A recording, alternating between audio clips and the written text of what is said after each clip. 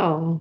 Welcome, listeners. I'm so excited. I have some researchers here with me this week. Hana Milanov and Amelie Pahl are joining me, and they did research on entrepreneurship and specifically through the lens of first-time parents. So, welcome, Amelie and Hannah. Thank you so Thank you much for for having having us. us. Well, I'm so excited to dig in. Why did you pick this all? You could pick any topic to, I know you study entrepreneurship and management, but I'm curious why the topic of first-time parents and entrepreneurship. Yes, so that research topic actually emerged out of a personal interest or a personal quest that both Hannah and I were on. Me definitely more recently than Hannah. Just over 2 years ago, I became a mum, and I was very closely working with founders immersed in the entrepreneurship ecosystem, being a lecturer at an add-on study program in Munich at the Center for Digital Technology and Management. And what happened then was, I had a child and I realized, well, this is a huge identity shift from being a lecturer, being a professional to then all of a sudden also being a mom and stepping out of work for a couple of months, which yeah, to be honest, left a huge hole on one part of my identity. And I thought that, well, this is something that founders must experience at least in the same magnitude than I did. Because, well, we know from entrepreneurship research that founders very much identify with what they do. So oftentimes, their ventures are equated to their babies. So what happens then if you actually have a biological child yourself, and how are you going to prioritize between, well, both the venture baby and the biological baby, but also your role as a founder and as a mother or as a parent. And maybe what is even more interesting is the context of entrepreneurship that both Hannah and I are in. It's very much focused on growth oriented entrepreneurship. So, all of the people that we teach, but also the lecturers that we invite to our program are mostly centered around VC backed companies. So it's not the typical route where entrepreneurship research mostly targets entrepreneurship, namely as a plan B to get more flexibility, to integrate family and work a bit easier, but the opposite, right? And that's why also we then said the most interesting path is to look at founders who first were founders, who nurtured and grew their venture babies and then turned into also being a parent. And yeah, me becoming a mom was maybe the trigger for all of this. And I was brave enough to actually make it a scientific research project. And Hannah was brave enough to take me on as a PhD student to supervise the work. That's awesome. What great allyship in action right there, Hannah. And I think the paper, what compelled me is the intro of the paper referenced some research around founders responding to their business in the same way as they respond to their children, like photos of their businesses and children. And so it's very much kind of this interesting analysis you've done of like, if you already have this business baby, how do you coexist with this, like you said, biological, like human baby? And I can certainly relate as somebody that was a founder before I had children as well. Hannah, what would you add? I would just say, Julie, exactly what you said. You know, it's fascinating. We often talk about ventures as founders' babies through a metaphorical lens, right? But we actually see this in MRI evidence, right? So it's neurologically wired in the brain. And I think what really compelled us is because oftentimes, not just in the research, but also in the media, the narrative is one of parenthood as being something that is like an oxymoron almost to career success in general, not just to entrepreneurship, right? Yeah, it's And not we highly wanted to, correlated, I don't think.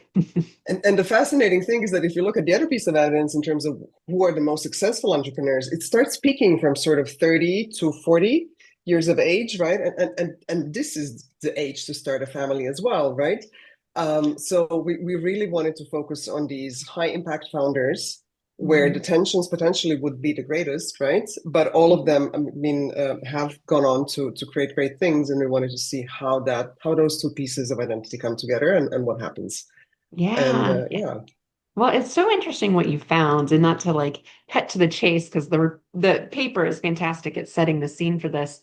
But one of the kind of beliefs that you tested was the founder fusing belief versus the founder firewalling belief. And Amelie, I'd love for you to explain that to our listeners.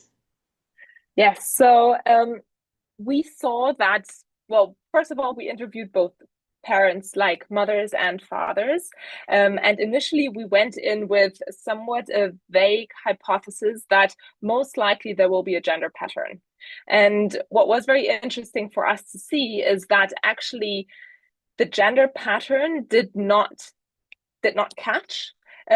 More interestingly, it was somewhat like a lens or a logic that people adopted in terms of how they viewed their own founder role, because this was the one that was present first, right?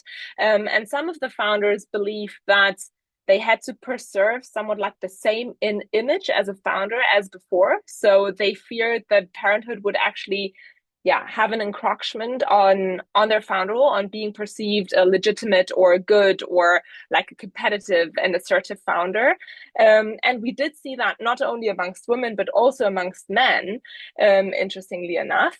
And then we also had other interviews who, well, actually saw parenthood as an opportunity to shape their authorship of the venture, to shape their founder role, and maybe to also steer the venture in a little bit of a different direction, by redefining their own founder role, bringing in values or behaviors that they then adopted as a parent, which was very interesting to see. And well, entrepreneurship research so far often speaks about like managing two roles, managing the parental and the entrepreneurial role in terms of managing the boundaries between them.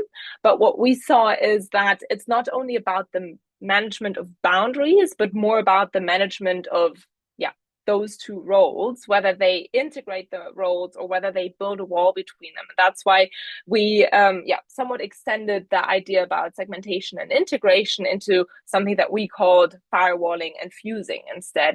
And underlying to this is very much the logic of how they perceived the role and whether they had the freedom to choose to change that role after becoming a parent or not. Mhm. Well, I know yours was more qualitative research, but any guess on what the percentage of founders that identify more of like the fusion role versus kind of that more separate keep my business and my family separate?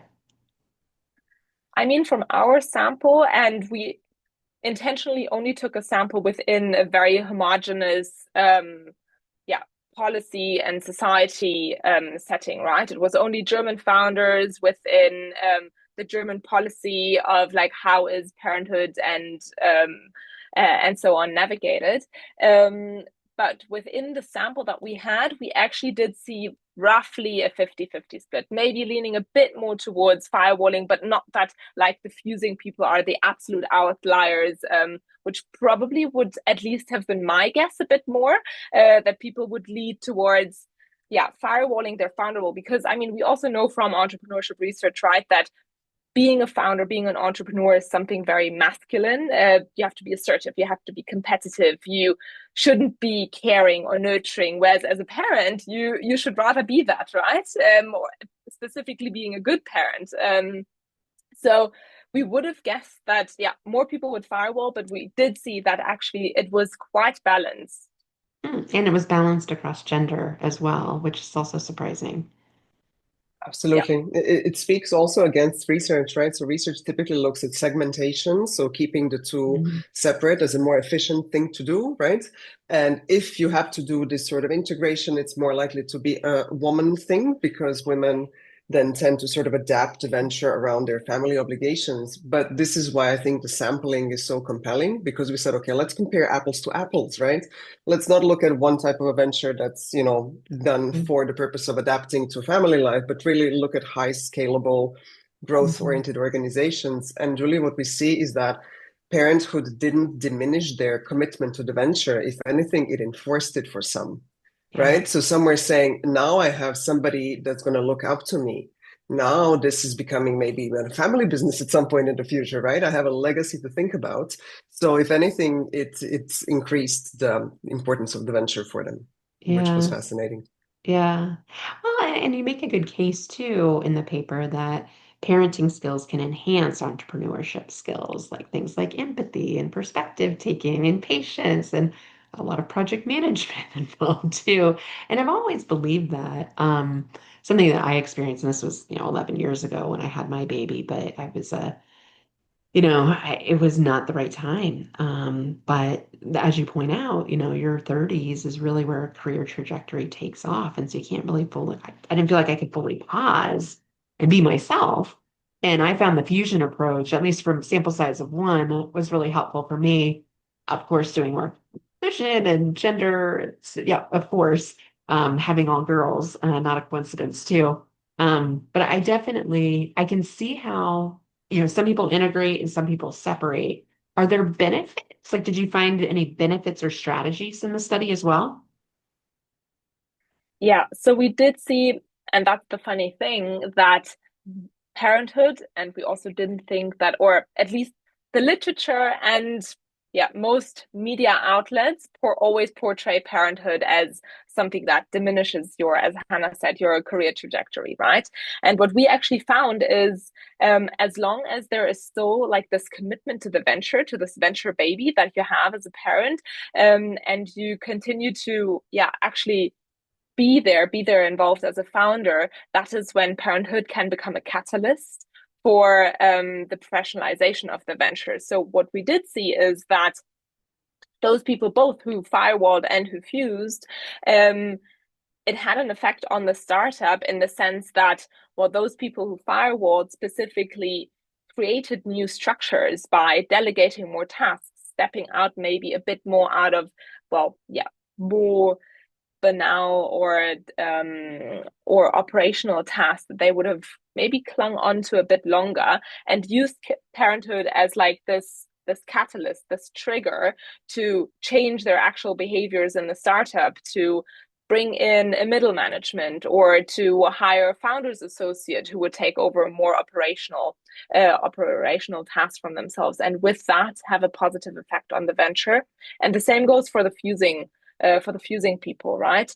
They, as you said, took some of the values that they had adopted as parents and brought them into the company, and it actually manifested as, yeah, some form of a new company culture, or maybe an expansion of the company culture, by living that form of flexibility that maybe they had offered before but not really lived to the same extent as when they started integrating both of those roles, because maybe they also well, took their, like, there was one interviewee who mentioned he would always take his child, was still like a baby, take his child out for a walk in the mornings and jump on video calls whilst actually like carrying his child around in the carrier.